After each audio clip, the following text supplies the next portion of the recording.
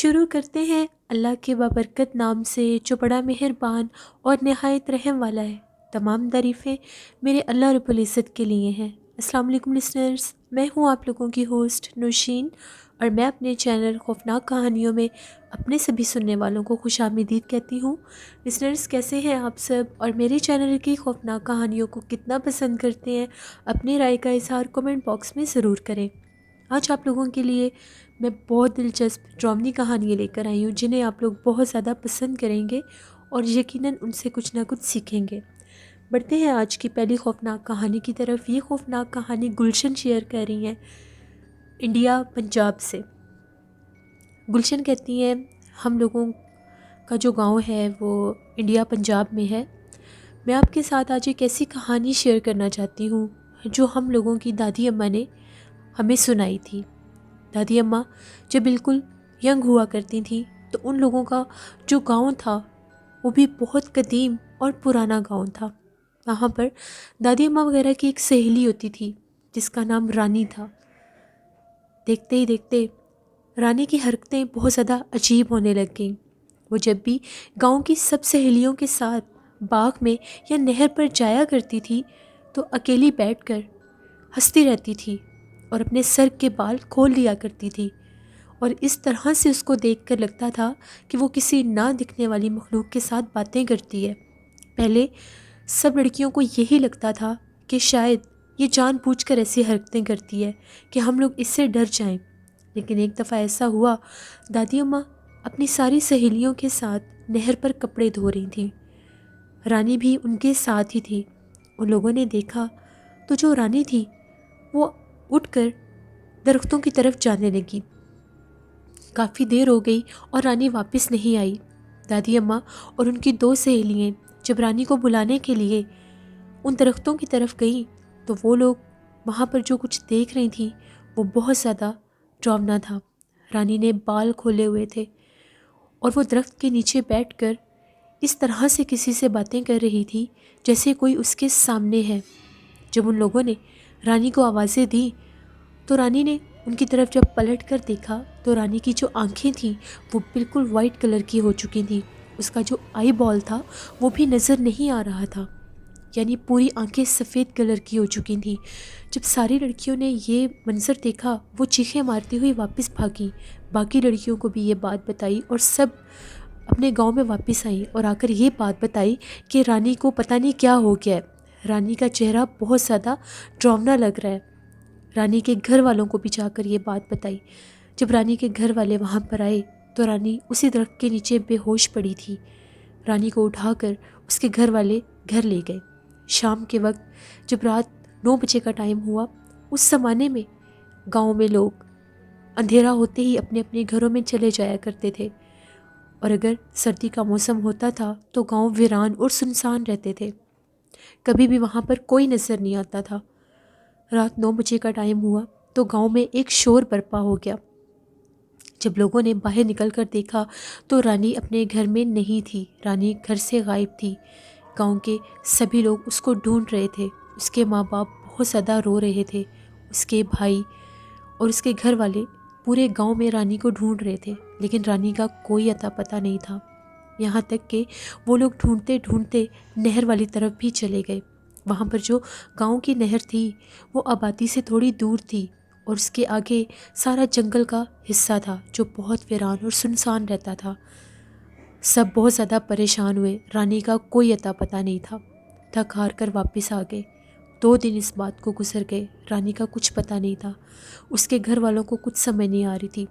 اس کی جو امی تھی بس وہ یہی کہہ رہی تھیں کہ پہلے جب ہم اس کو درخت کے نیچے سے اٹھا کر لائے تھے تو وہ بے ہوش تھی، لیکن جب مغرب کے بعد اس کو ہوش آیا تو وہ بڑے عجیب و غریب انداز سے گھر والوں کو دیکھ رہی تھی، اور یہ کہہ رہی تھی کہ مجھے یہاں پر کیوں لے کر آئے ہو؟ میرا گھر تو اس درخت کے پاس ہے، میں تو وہاں پر رہتی ہوں، اور میرے ساتھ وہ بھی رہتا ہے۔ سب گھر والے اس سے پوچھتے تھے کہ تم کس کی بات کرتی ہو؟ تو وہ یہ کہتی تھی کہ وہ میرے سامنے آتا ہے، وہ آپ لوگوں کو نظر نہیں آ سکتا، وہ بہت خوبصورت ہے، وہ مجھے اپنے ساتھ لے جائے گا، ہم لوگ شادی کریں گے۔ سب گھر والوں کو یہ لگتا تھا شاید اس کا ذہنی توازن پلٹ گیا ہے۔ 2-3 دن گزرے تو رانی اپنے آپ گھر واپس آ گئی۔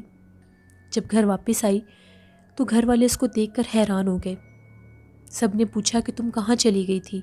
اس نے یہ بتایا کہ میں نے ایک جن کے ساتھ شادی کر لی ہے، وہ بہت خوبصورت ہے اور وہ مجھے اپنے ساتھ اپنی دنیا میں لے گیا تھا۔ اس کا گھر نہر والے ان درختوں میں ہے، لیکن اس کے آگے پوری ایک دنیا آباد ہے۔ آپ لوگوں کو تو صرف وہ درخت نظر آتے ہیں، لیکن وہاں پر بہت بڑے بڑے خوبصورت گھر ہیں جہاں پر جنات کے قبیلے جنات رہتے ہیں۔ میں وہاں پر گئی تھی۔ گھر والے بہت زیادہ پریشان تھے۔ اس کے ماں باپ نے یہ کہا کہ تمہارا گھر سے نکلنا بند ہے، تم آئندہ کے بعد گھر سے باہر نہیں جاؤ گی۔ اس نے ہنسنا شروع کر دیا اور اپنے کمرے میں جا کر دروازہ بند کر لیا۔ جب وہ گھر میں ہوتی تھی تو کمرے کا دروازہ بند رکھتی تھی اور اس کے کمرے میں سے ایسی خوشبو آتی تھی جیسے کھانے پینے والی چیزیں بھی کوئی اس کو وہاں پر دیتا ہے۔ گھر والے جو کھانا دیتے تھے وہ کبھی تو کھا لیتی تھی اور کبھی نہیں کھاتی تھی۔ اس کی ماں بہت روتی تھی کہ میری بیٹی کو پتہ نہیں کیا ہو گیا ہے۔ وہ اپنے سر کے بال باندھتی نہیں تھی، سر کے بال ہر وقت کھلے رکھتی تھی۔ رانی کا جو باپ تھا اس کو ایک سید عامل صاحب کا پتہ چلا، تو اس نے یہ کہا کہ میں سید عامل صاحب کے پاس جاؤں گا اور ان کو ساری بات بتاؤں گا۔ جب وہ دوسرے گاؤں میں ایک بہت بڑے سید عامل صاحب کے پاس گیا تو وہ جو عامل تھے انہوں نے جب پوری بات سنی تو ان کا یہ کہنا تھا کہ اپنی بیٹی کے سر کے بال تھوڑے سے کاٹ کر مجھے لا دو، میں ان کے اوپر عمل کروں گا، اور اگر اس عمل کے ذریعے میں نے اس جن کو اس سے دور کر لیا تو ٹھیک ہے، ورنہ مجھے خود تمہارے گاؤں میں آنا پڑے گا۔ رانی کے بال جیسے ہر وقت کھلے رہتے تھے، رانی کے باپ نے اس کی امی سے یہ کہا کہ جب یہ سو رہی ہوگی تو اس کے سر کے تھوڑے سے بال کاٹ دینا، میں نے وہ لے کر سید صاحب کے پاس جانے ہیں۔ تو پھر ان لوگوں نے ایسا ہی کیا۔ ان لوگوں نے، رانی کو اس بات کا بالکل بھی پتہ نہیں چلا، ان لوگوں نے اس کے بال کاٹ لیے اور رانی کی جو امی تھی اس نے وہ بال اس کے بابا کو دے دیے۔ اگلے دن وہ بال لے کر سید صاحب کے پاس چلے گئے۔ جب سید صاحب نے رانی کے سر کے وہ بال دیکھے، اس پر پڑھائی کی، ان کا یہ کہنا تھا کہ آپ کی بیٹی کے اوپر ایک جن عاشق ہو چکا ہے اور اس نے باقاعدہ اس کے ساتھ شادی بھی کر لی ہے۔ اب اگر آپ لوگ اس کو روکیں گے تو وہ اس کو جانی نقصان دے دے گا۔ میں یہاں پر عمل کرنے کی کوشش کروں گا، اگر تو آج کی رات یہ گھر سے غائب نہ ہوئی تو ہم لوگ اس کو کنٹرول کر سکیں گے۔ آپ لوگوں نے پوری کوشش کرنی ہے کہ وہ گھر سے غائب نہ ہو، بے شک اس کے پاس بیٹھنا پڑے یا اس کے پاس پہرا دینا پڑے، لازمی اس کے پاس رہنا ہے، اور کوشش یہ کرنی ہے کہ اپنے پاس آگ جلا کر رکھیں، کیونکہ جب آپ لوگ اس کو روکیں گے تو وہ جن آپ لوگوں کے اوپر حملہ آور ہونے کی کوشش کرے گا۔ وہ آپ لوگوں کے سامنے کسی روپ میں بھی آ سکتا ہے۔ اگر وہ کوئی بھی روپ لے کر آپ کے سامنے آئے اور رانی کو لے جانے کی بات کرے تو آپ لوگوں نے رانی کو نہیں بھیجنا۔ یہ بات سن کر رانی کے جو بابا تھے وہ واپس آ گئے اور بات آ کر اپنی وائف کو بھی بتا دی۔ رانی کی امی کو یہ کہا کہ اس کا بہت دھیان رکھنا ہے، سید صاحب آج ادھر عمل کریں گے اور ان کا یہ کہنا ہے کہ اس کو آج رات گھر سے باہر نہیں جانے دینا، چاہے کوئی بھی آ جائے، اس کو نہیں لے کر جانا۔ اب وہ لوگ جو تھے ہر وقت اس کے ساتھ تھے۔ آج وہ بالکل نارمل بیہیو کر رہی تھی اور بار بار یہ کہہ رہی تھی ابھی تھوڑی دیر کے بعد میں پھر چلی جاؤں گی، مجھے روکنا مت، اگر آپ لوگ مجھے روکیں گے تو وہ آپ سب کو مار دے گا۔ عجیب و غریب باتیں کرتی تھی، کبھی ہنسنے لگ جاتی تھی، کبھی رونے لگ جاتی تھی۔ تبھی شام کا ٹائم ہوا تو ان لوگوں کے کچھ ملنے والے آئے اور ایک دم سے رانی کے ماموں بھی آ گئے۔ رانی کے ماموں کسی دوسرے گاؤں میں رہتے تھے۔ رانی کے ماموں نے آ کر رانی کی امی سے یہ کہا کہ رانی کو لینے آیا ہوں، آج ہم لوگوں کے گاؤں میں میلہ لگنا ہے تو میں رانی کو دکھانے کے لیے لایا ہوں۔ رانی کی امی نے یہ کہا کہ یہ نہیں جا سکتی، اس کی طبیعت ٹھیک نہیں ہے۔ رانی نے جب اپنے ماموں کو دیکھا تو ایک دم سے بہت خوش ہوئی اور یہ کہنے لگی ہاں میں ضرور جاؤں گی آپ کے ساتھ، مجھے کوئی بھی نہیں روک سکتا۔ ان لوگوں کو پتہ چل گیا تھا کہ شاید کہیں یہ وہی جن روپ لے کر رانی کے ماموں کا روپ لے کر آیا ہے۔ ان لوگوں نے شام کے ٹائم ادھر ہی اپنے گھر کے اندر ہی آگ جلائی ہوئی تھی جہاں پر وہ لوگ بیٹھتے تھے۔ وہ آگ جو تھی ان لوگوں نے بالکل رانی کے کمرے کے باہر رکھی ہوئی تھی۔ اب نہ تو وہ کمرے سے باہر آ پا رہی تھی کیونکہ اس پر عمل ہو رہا تھا، اور وہ جو اس کے ماموں تھے جو ایک جن روپ لے کر آیا ہوا تھا وہ اس آگ کے قریب نہیں آ رہا تھا، وہ دور ہٹ کر کھڑا ہوا تھا اور بار بار یہ کہہ رہا تھا کہ مجھے واپس جانا ہے، رانی کو بھیج دو، مجھے واپس جانا ہے، میں نے رانی کو ساتھ لے کر جانا ہے۔ اس کے جو والد صاحب تھے ان کا یہ کہنا تھا کہ جو مرضی کر لو، رانی نہیں جائے گی۔ تبھی وہ مجبور ہو کر باہر چلا گیا اور تھوڑی دیر کے بعد غائب ہو گیا۔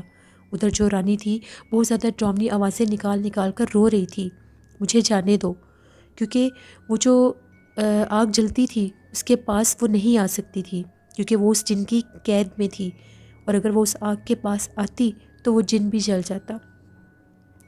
اب رانی کے جو ماموں تھے وہ جن روپ لے کر ماموں کا آیا۔ تھوڑی ہی دیر کے بعد وہ رانی کی ایک سہیلی بن کے آ گیا اور آ کر یہ کہنے لگا کہ میری امی بلا رہی ہیں، رانی کو بھیج دیں، جبکہ وہ لوگ جانتے تھے کہ سید صاحب نے پہلے ہی بتا دی ہے کہ وہ جو جن ہے وہ مختلف روپ لے کر آئے گا، آپ لوگوں نے رانی کو باہر نہیں جانے دینا۔ ان لوگوں کو پھر شک ہو گیا، وہ تو ہر کسی کو شک کی نظر سے ہی دیکھ رہے تھے، ان لوگوں نے پھر منع کر دیا، رانی نے نہیں جانا، اس کی طبیعت ٹھیک نہیں ہے۔ وہ جو رانی تھی ایک دم سے خاموش ہو گئی اور اس طرح سے ظاہر کرنے لگی جیسے وہ سو گئی ہے۔ اس کے جو والدین تھے ان کو بھی اب اس بات کا یقین ہو گیا کہ ہم لوگوں نے اس کو باہر نہیں جانے دینا، وہ سو گئی ہوگی۔ وہ لوگ آپس میں باتیں کر رہے تھے۔ رانی نے اپنے کمرے کا دروازہ بند کر لیا۔ تھوڑی ہی دیر کے بعد ان لوگوں کو ایسا محسوس ہوا جیسے بہت زور سے رانی کے کمرے میں کوئی چیز گری ہے۔ وہ لوگ ڈر گئے۔ فوراً سے ان لوگوں نے اس کے کمرے کا دروازہ کھولنا چاہا تو وہ دروازہ اندر سے بند تھا، کیونکہ وہ لکڑی کا دروازہ تھا۔ ان لوگوں نے جب اس دروازے کو توڑا تو وہ لوگ دیکھ کر حیران ہو گئے۔ وہ جو جن تھا رانی کو اپنے ساتھ لے کر جا چکا تھا۔ اس کے کمرے کی دیوار ایک جگہ سے ٹوٹی ہوئی تھی۔ وہ رانی کو لے جانے میں کامیاب ہو گیا۔ وہ لوگ بہت روئے کہ ہم لوگ اپنی بیٹی کو بچا نہیں سکے۔ آج پھر 3 دن گزر گئے تھے، رانی واپس نہیں آئی۔ وہ لوگ سید صاحب کے پاس گئے۔ سید صاحب نے اس کے بالوں پر عمل کرنا شروع کر دیا تھا اور وہ یہ کہہ رہے تھے کہ اس کو کنٹرول میں خود آ کر کروں گا، وہ جو جن ہے اس کی جان چھوڑ دے گا، آپ لوگوں کو پریشان ہونے کی ضرورت نہیں، اس کو لے جانے دو، اگر وہ لے کر جاتا ہے تو۔ 3 دن کے بعد وہ واپس آ جایا کرتی تھی۔ 3 دن کے بعد سید صاحب نے اس گاؤں میں آنا تھا۔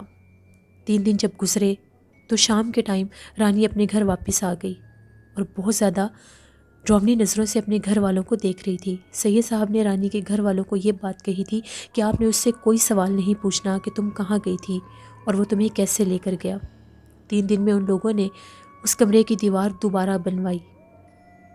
اب وہ جو اپنے گھر والوں کو بار بار یہ بات کہتی تھی کہ روک نہیں سکے تم لوگ مجھے اور نہ ہی کبھی روک سکو گے، وہ بہت طاقتور ہے، وہ جب چاہے مجھے یہاں سے لے جا سکتا ہے۔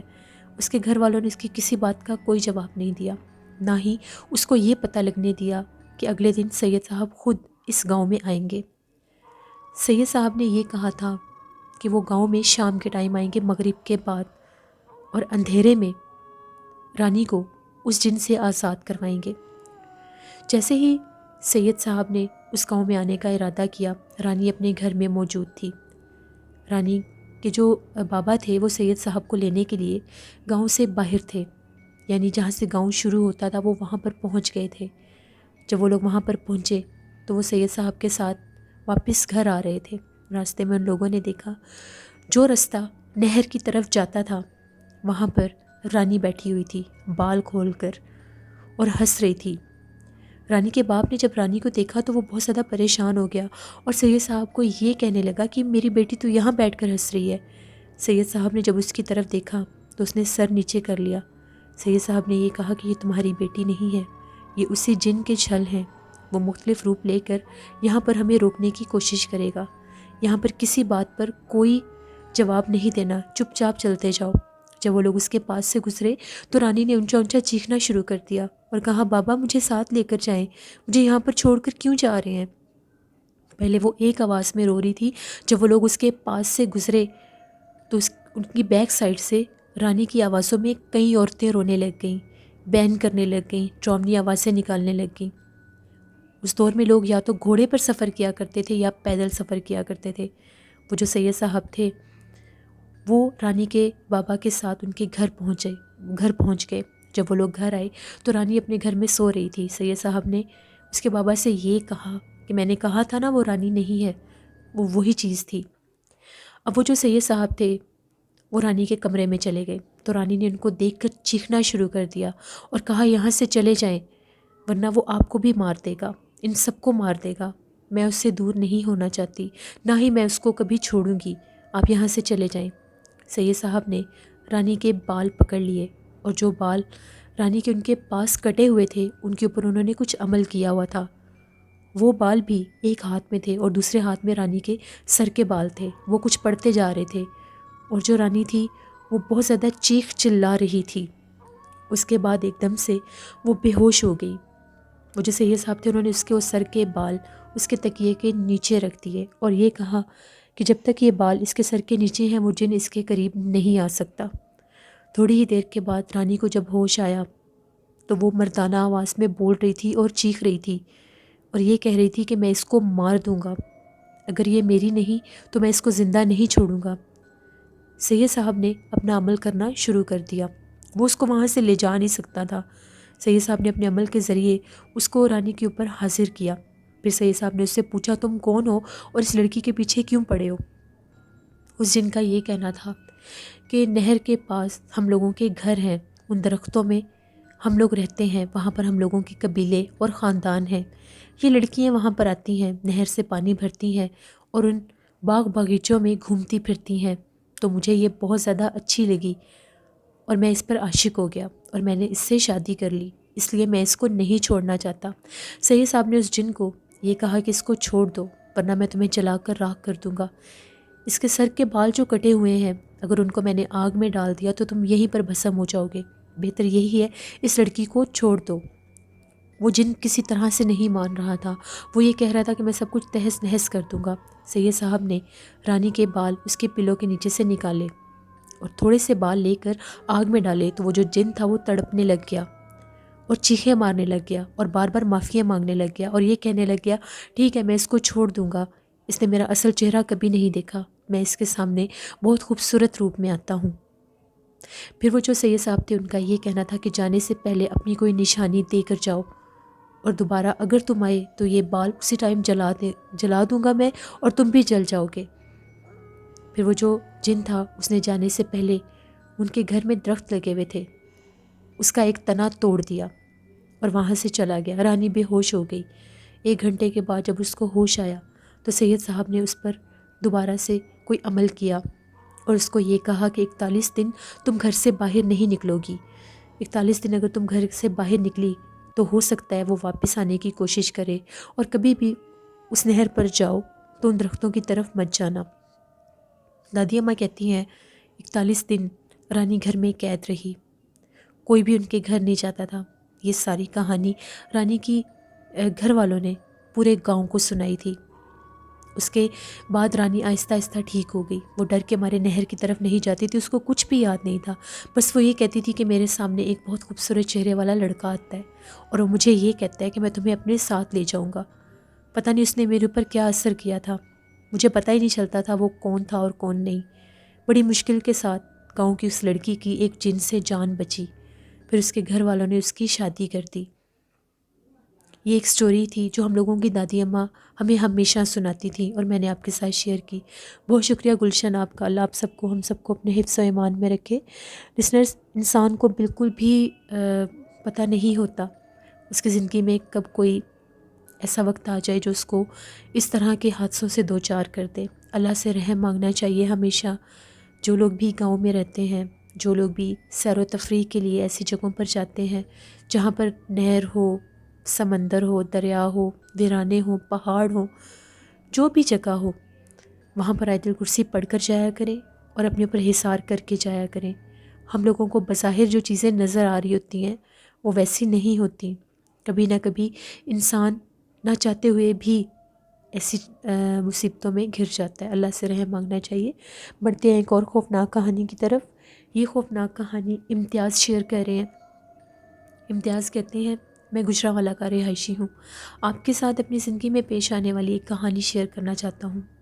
آج سے 3 سال پہلے کی بات ہے، میں نے ایک نیا بزنس سٹارٹ کیا، میں نے اپنی ایک شاپ بنائی تو وہاں پر جس جگہ پر میں نے وہ شاپ لی تھی وہ پوری ایک مارکیٹ تھی، لیکن وہ مارکیٹ اس طرح سے تھی کہ وہ اس کی ایک سائڈ بالکل بند ہوتی تھی اور باقی دوسری سائڈ سے باقی حصے بازار کو لگتے تھے۔ میری جو شاپ تھی وہ جو راستہ بند تھا، جس طرف وہ گلی بند تھی اس طرف میری وہ شاپ تھی۔ وہاں پر میں نے اپنا کام شروع کر دیا۔ میری جو شاپ تھی وہ تھوک والے بازار میں تھی۔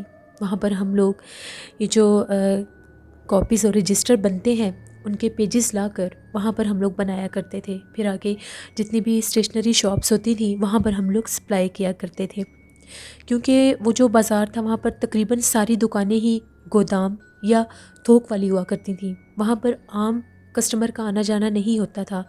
وہاں پر ہم لوگوں کے پاس ایسے شاپ کیپرس آتے تھے جو ہم لوگوں کو کانٹیکٹ دے جایا کرتے تھے کہ ہم لوگوں کو اتنی کاپیز چاہیے یا اتنے رجسٹر چاہیے۔ وہاں پر ہم لوگوں نے شاپ لے لی۔ ہم لوگوں کی شاپ کے ساتھ بھی ایک شاپ تھی، وہ بند رہتی تھی۔ میں نے بہت دفعہ جو ادھر ادھر کے لوگ تھے ان سے پوچھا تھا کہ یہ شاپ کیوں بند رہتی ہے، مجھے یہ رینٹ پر دے دیں۔ جب میں نے وہ مانگی تو ان لوگوں نے انکار کر دیا اور یہ کہا کہ اس کے مالک کا کوئی پتہ نہیں ہے اور یہ بند ہی رہتی ہے۔ کہا یہ جاتا ہے یہاں پر کچھ اثرات ہیں۔ میں ان چیزوں کو نہیں مانتا تھا کہ کچھ اثرات ہیں یا اس طرح سے بھی یہ چیزیں ہو سکتی ہیں۔ اب میری جو شاپ تھی وہاں پر ایک چھوٹی سی دیوار ٹوٹی ہوئی تھی، جیسے شاید وہاں سے اس شاپ میں کوئی کام کیا ہوگا تو کچھ ایسا، یعنی اگر میں اپنی شاپ میں کھڑا ہوں تو شاپ میں ایک سوراخ سا تھا جس سے میں دوسری طرف دیکھ سکتا تھا، وہ جو بند شاپ تھی میری ساتھ والی۔ شام کا ٹائم تھا تو ابھی میرے ساتھ 2 لڑکے بھی کام کر رہے تھے، تو ہم لوگ سارا جتنا ہم لوگوں کا وہ سٹاک آیا ہوا تھا پیپرز کا، ہم لوگ اس کو سارٹ آؤٹ کر رہے تھے، رکھ رہے تھے اور کچھ بنا بھی رہے تھے، بائنڈنگ بھی کر رہے تھے ساتھ ساتھ ہم لوگ۔ ایک دم سے میری نظر پڑی تو مجھے ایسا لگا کہ جیسے وہ جو ٹوٹی ہوئی دیوار کا حصہ ہے وہاں پر کوئی چیز چمکی ہے۔ مجھے لگا شاید میرا وہم ہوگا۔ میں کام کرتا کرتا میں نے پھر اس طرف دیکھا تو ایسا لگ رہا تھا وہاں سے مجھے کوئی دیکھ رہا ہے اور دیکھنے والے کی آنکھیں چمک رہی ہیں۔ مجھے تھوڑا سا عجیب لگا، میں فوراً سے اٹھا اور میں نے یہ کہا کہ وہاں پر کون ہے؟ وہ جو لڑکے میرے ساتھ کام کر رہے تھے ان کا یہ کہنا تھا کہ یہ تو دکان بند ہے، یہاں پر تو کوئی بھی نہیں ہے۔ میں نے انہیں یہ کہا کہ یہاں پر کوئی چیز چمکی ہے، مجھے ایسا لگا کہ 2 آنکھیں ہیں۔ وہ لوگ ہنسنے لگے اور کہنے لگے نہیں ایسا ویسا کچھ بھی نہیں ہے یہاں پر، تو آپ کو وہم ہوا ہوگا۔ ہم لوگ پھر بیٹھ کے ہم لوگ پھر کام کر رہے تھے۔ ہم لوگوں کو کام کرتے کرتے 11:30 پونے 12 بجے کا ٹائم ہو گیا۔ تقریباً وہ اسٹریٹ بالکل خالی ہو چکی تھی، کیونکہ وہاں پر گودام اور ہم لوگوں کی طرح ہی تھوک کی دکانیں تھیں، وہ جلدی بند ہو جایا کرتی تھیں۔ ایک دم سے ہم لوگوں کو ایسا محسوس ہونے لگ گیا کہ اس دکان کی طرف سے جیسے کوئی دیوار کے اوپر کوئی چیز، پہلے ایسا لگا کہ کوئی دیوار کے اوپر کوئی چیز جیسے کیل وغیرہ لگاتے ہیں تو وہ آواز آتی ہے، ہم لوگوں نے غور کیا تو اسی طرف سے آ رہی تھی۔ باہر نکل کر دیکھا تو وہ جو شاپ تھی اس کا شٹر نیچے تھا اور وہ بند تھی۔ ہم لوگ تھوڑے سے حیران ہوئے اور ہم لوگوں نے اسی سوراخ کے اندر سے موبائل ٹارچ کے ذریعے دیکھنا چاہا کہ کس چیز کی آوازیں ہیں۔ ہم لوگوں کو کچھ بھی نظر نہیں آیا، بالکل گھپ اندھیرا تھا۔ جیسے ہی ہم لوگوں نے ٹائم دیکھا 12 بج رہے تھے تو میں نے یہ کہا کہ اب ہم لوگ شاپ بند کرتے ہیں۔ ہم لوگوں نے اپنی شاپ کا شٹر نیچے کیا تو ایک دم سے وہ جو دوسری بند شاپ تھی اس کے اندر سے کسی نے زور زور سے اس شٹر کو کھٹکھٹانا شروع کر دیا۔ باہر اس کے اتنے بڑے تالے لگے ہوئے تھے اور اندر سے اس کو کوئی کھٹکھٹا رہا تھا۔ ہم لوگ بہت زیادہ ڈر گئے، ہم لوگوں نے اپنی شاپ بند کی اور ہم لوگ وہاں سے بھاگ گئے۔ اگلے دن ہم لوگوں نے یہ بات مارکیٹ میں باقی لوگوں سے بھی کی کہ اس طرح سے ہم لوگوں کو یہ محسوس ہوا ہے۔ وہاں پر ایک بوڑھا شخص بیٹھا ہوا تھا۔ ان کا یہ کہنا تھا کہ یہاں پر آج سے 12-13 سال پہلے ایک آدمی کی دکان تھی تو وہ اپنی دکان میں مردہ حالت میں پایا گیا تھا، یعنی ایسا تھا کہ اس کو وہاں پر کسی نے مار دیا تھا۔ ایک دم سے جب شور برپا ہوا تو وہ اپنی شاپ میں مردہ حالت میں پایا گیا تھا۔ اس کے بعد سے یہ شاپ بند ہے۔ یہاں پر بہت سے لوگوں نے کام کرنے کی کوشش کی ہے لیکن ان کو کوئی نہ کوئی نقصان ہو جاتا تھا۔ یہاں پر جنات کا اثر ہے، وہ جنات تمہیں بھی اپنا آپ ظاہر کر رہے ہیں۔ یہ گلی بھی اسی وجہ سے اس طرف سے بند کر دی گئی ہے کیونکہ اس کی دوسری طرف بہت زیادہ سنسان اور ویران حصہ ہے۔ وہاں پر اس طرح کے کچھ پرانے مکان ہیں جو بہت زیادہ آسیب زدہ ہے۔ ان مکانوں میں کوئی بھی نہیں جاتا۔ پہلے یہ حصہ کھلا ہوتا تھا، تو جب وہ اثرات لوگوں کو اپنی شاپس میں فیل ہونے لگ گئے تو لوگوں نے اس راستے کو بند کر دیا۔ تب سے یہ جو شاپ ہے یہ بند ہی ہے، یہاں پر ایک جانی نقصان ہو چکا ہے۔ جب میں نے ان کی بات سنی، میں نے تو ان کو یہ کہا کہ میں نے بھی نئی بزنس سٹارٹ کیا تو مجھے یہ معاملات فیل ہونے لگ گئے ہیں، میں بہت زیادہ ڈر گیا۔ اب میں چاہ کر بھی وہاں پر کام نہیں کر سکتا تھا۔ جب بھی ہم لوگ وہاں پر بیٹھ کر کام کرتے تھے، ہم لوگوں کو محسوس ہوتا تھا کہ ہم لوگوں کو کوئی اپنی طرف متوجہ کر رہا ہے، یعنی ہم نہ چاہتے ہوئے بھی ان چیزوں کو محسوس کرنے لگ گئے تھے۔ بہت ڈر لگتا تھا۔ جب بھی ہم لوگ شام کے ٹائم اپنی شاپ بند کرتے تھے تو ایسا لگتا تھا کہ اس طرف سے کوئی شٹر کو کھٹکھٹا رہا ہے۔ پھر میں اتنا خوفزدہ ہوا کہ میں نے 1-2 ماہ کے اندر اندر وہ شاپ چھوڑ دی، میں نے وہاں پر کام نہیں کیا۔ وہ بالکل ایک اندرون بازار والا حصہ تھا وہ، اور اس کی بیک سائڈ پر پھر میں نے تصدیق بھی کی جا کر، وہاں پر وہ پرانے مکان تھے بالکل۔ ان مکانوں کے بارے میں یہ مشہور تھا کہ وہاں پر رات کے ٹائم جادوگر چلا کشی کیا کرتے تھے۔ ان بند اور ویران مکانوں میں جادوگر جا کر چلے کرتے تھے، اور وہاں پر اس وجہ سے بہت زیادہ جنات تھے۔ وہاں کے جو لوگ تھے وہ یہ کہتے تھے کہ رات کے ٹائم تو یہاں پر کوئی جانے کا سوچ بھی نہیں سکتا، یہاں پر تو دن میں بھی لوگوں کے ساتھ عجیب و غریب واقعات ہوتے ہیں، اور بہت بڑے بڑے جادوگر وہاں پر جا کر وہ عمل کیا کرتے تھے، جس کی وجہ سے وہ سارا حصہ ہی ویران ہو چکا تھا۔ اس کے بعد کبھی بھی نہ تو میں اس مارکیٹ کی طرف گیا اور نہ ہی ان گھروں کی طرف۔ یہ میری اپنی زندگی کی ایک کہانی ہے جو میں نے خود اپنے اوپر فیل کی ہے۔ بہت شکریہ امتیاز آپ کا۔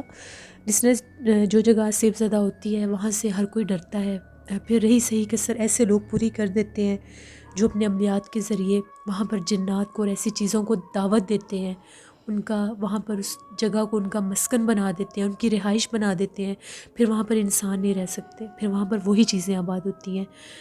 جب بھی کوئی ایسا کام شروع کریں تو پہلے اس کی ساری انویسٹیگیشن پہلے ہی کر لیا کریں، اس کے بعد ایسا رسک لیا کریں۔ آپ لوگوں کو آج کی خوفناک کہانی کیسی لگی؟ اپنا فیڈ بیک مجھے ضرور دیں۔ آپ لوگ بھی اسٹوری شیئر کر سکتے ہیں ڈسکرپشن باکس میں دیے گئے ای میل آئی ڈی نوشینمیر57@gmail.com پر۔ اس کے علاوہ آپ لوگ مجھے کمنٹ باکس میں بھی اسٹوری شیئر کر سکتے ہیں۔ نوشین وائس آفیشیل پر میں نے آج بھی ایک ولاگ پوسٹ کیا ہے، اس کو ضرور وزٹ کریں، اور جن لوگوں نے ابھی تک میرے چینل کو سبسکرائب نہیں کیا، میرے چینل کو ضرور سبسکرائب کریں، کیونکہ اس پر اب میں ڈیلی ولاگز پوسٹ کرتی ہوں۔ نینا وائس آفیشیل کو بھی جا کر سبسکرائب کریں، ان کو بھی سپورٹ کریں۔ انشاءاللہ کل آپ لوگوں کے ساتھ پھر ملاقات ہوگی کسی نئی خوفناک کہانی میں۔ جہاں رہیں خوش رہیں، اپنا بہت سا خیال رکھیے گا۔ Thank you for watching, stay blessed, اللہ نگہبان۔